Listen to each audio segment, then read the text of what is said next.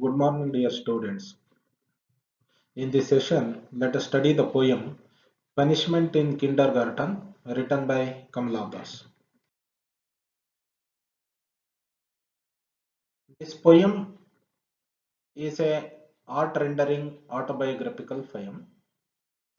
The poem has been divided into three parts. In the first part, the poet discusses how her teacher scolded her. In the second part, she remembers her schoolmates laughing at her, making her weep. And in the final part, she says that being an adult, there is no need for her to remember that bitter experience. Let us look into the poem. Today, the world is a little more my own. No need to remember the pain a blue frocked woman caused, throwing words at me like pots and pans to drain that honey colored day of his. Why don't you join the others? What a peculiar child you are. So the poem begins with a narration.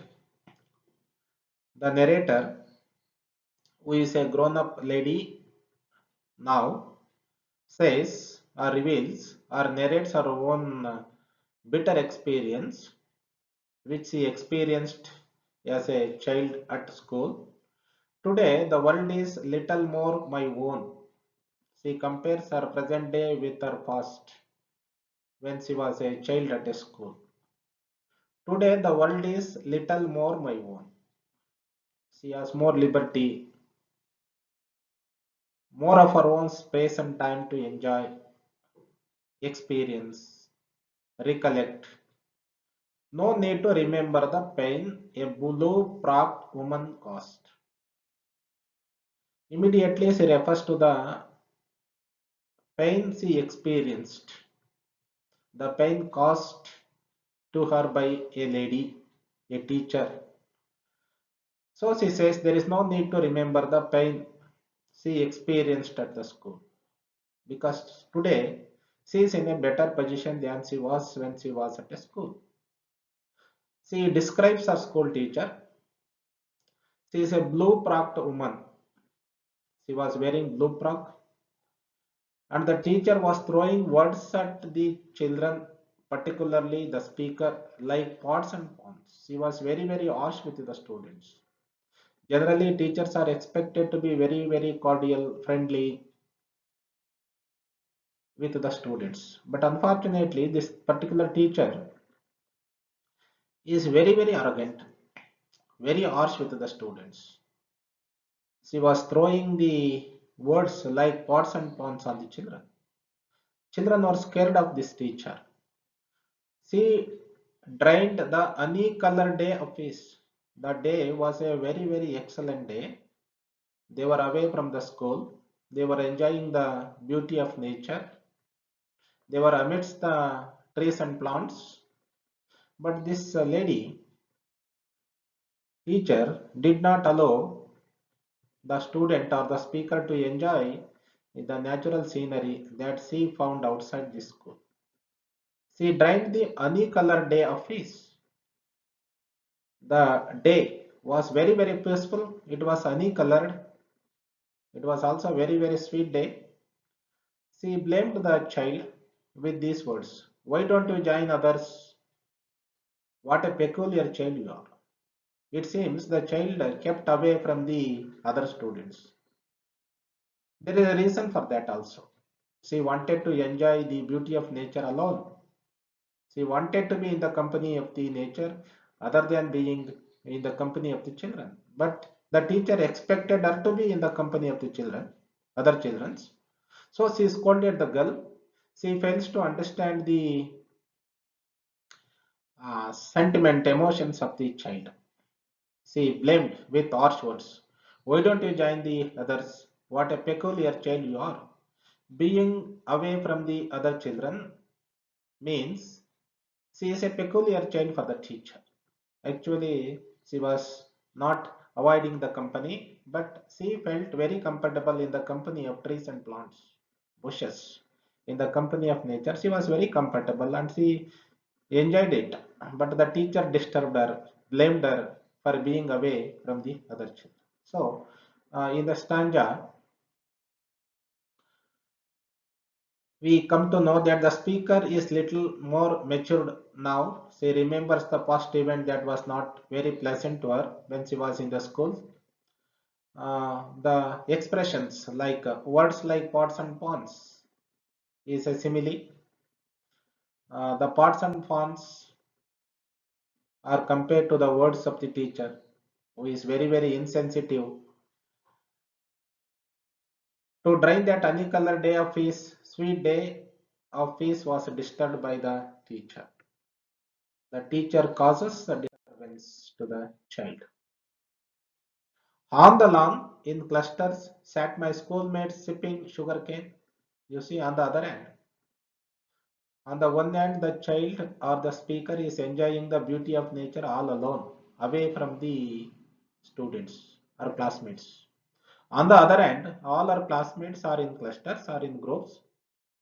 They sat sipping sugarcane on the lawn. They turned and laughed. Children are funny things. When the teacher blamed the speaker, all the children, without understanding the reason behind it, laughed.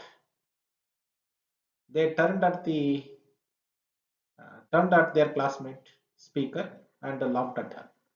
They caused inconvenience to her, caused pain to her like a teacher. Children are funny things. The speaker now says, of course, children are helpless. They simply enjoyed the fun the teacher played there. Children are very funny things. They laugh in mirth at others' tears. They are not able to understand the pain of others, but they simply enjoy the pain of others even. They enjoy the tears. So the speaker buried my face in the sun-warmed edge and smelled the flowers and the pain. So she felt ashamed of the laughter of the children. She was humiliated by the teacher on the one hand and her classmates on the other. She felt humiliated, as she felt ashamed of it. So she hid her face in the sun-warmed edge and smelled the flowers and the pain. On the one hand, she smelled the sweet fragrance of the flowers. On the other hand, she experienced the pain of the harsh words of the teachers and the laughter of her classmates. So we see the contrast between the mirth and tears, fragrance and pain, laugh and weep. Uh, the children were enjoying the sugarcane. On the other hand, the speaker was enjoying the beauty of nature. You see the contrast in the poem. The poet Kamala Das very clearly presents the different attitude of the speaker on the one hand and the other classmates on the other. The words are muffled now. In the last part of the poem, the speaker says, the words of the teacher are muffled down, almost forgotten, covered.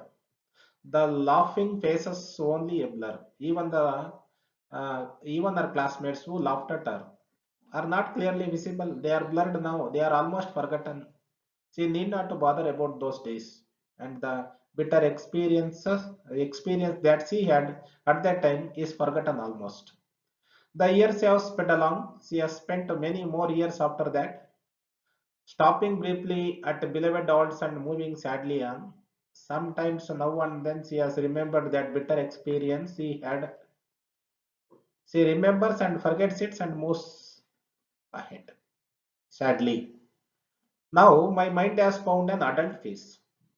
The speaker talks about the adult face. Now she is an adult. She can understand the situation. She can understand the state of mind of the teacher and also the state of mind of her classmates. Then she need not to bother much about it. She is mature enough to understand their mental status. She understands the mean mentality of the teacher, sharp-sightedness of the teacher, and at the same time she understands the innocence of her own classmates who are not able to make out whether their laughter hurt her classmates. So no need to remember that panic day when I lay hidden by the hedge. She need not to remember that day, bitter day, watching the steel white sun standing lonely in the sky. Of course, he was watching the steel white sun standing all alone by the hedge. The sun was standing lonely in the sky. It was very beautiful and attractive. She wanted to enjoy the lonely sun in the sky without being disturbed by her other classmates. But the teacher disturbs her without understanding her state of mind. So, adult peace is controlling our own emotions. As an adult, the speaker is able to control our own emotions. So, in this poem, the poet has vividly described the bitter experience the speaker had. There are rich imageries in the poem. The diction is quite simple and clear or lucid. This poem is very unique as it deals with innocent side psychology, while most other poems deal with adult love and lust. Most of Kamala Das poems deal with adult love and lust, whereas in this poem, she talks about the innocent side child psychology.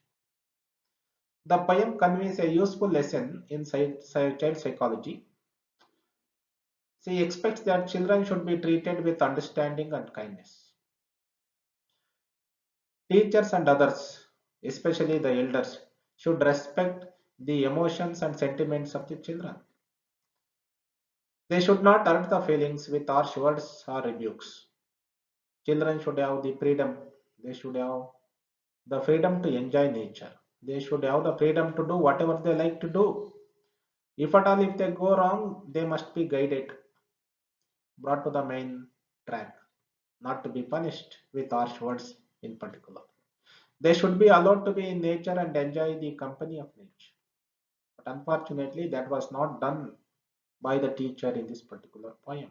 That is why this poem, the speaker or the poet reminds the teachers in particular and elders in general to be very considerate towards the younger generation, particularly the children.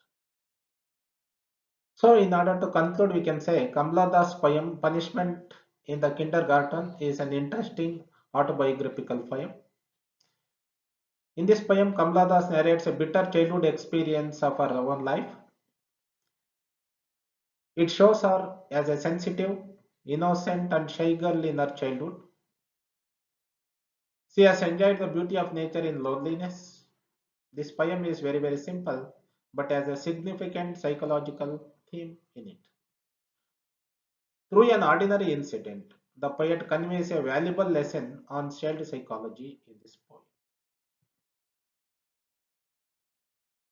Let us look into a few MCQs.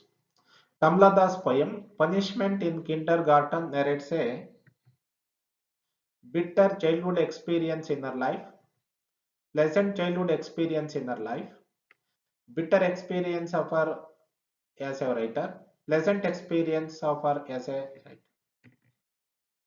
Key bitter childhood experience in her life.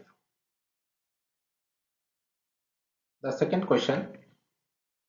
In the poem Punishment in Kindergarten, Kamala Das or the speaker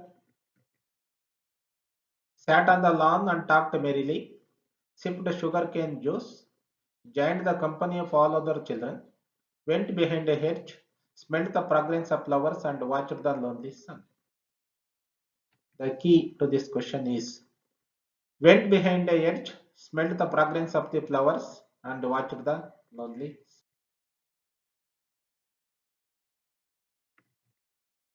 The third one. The teacher called Kamala Das a peculiar or a strange child because she did not join the company of her classmates, took teachers' reproaching or harsh words seriously, felt upset and disturbed by teachers' words, felt hurt by her schoolmates' scornful laughter, did not join the company of her classmates is the key. This poem is unique and it deals with innocent child psychology, adult love, lust, passion. This poem deals with innocent child psychology. The last question. A useful lesson the poem conveys in child psychology is that children should be treated with understanding and kindness by the teachers. Teachers and others should respect the children's emotions and sentiments without harsh words. Children should have freedom and enjoy nature. All the above. The correct answer is all the above. Thank you for listening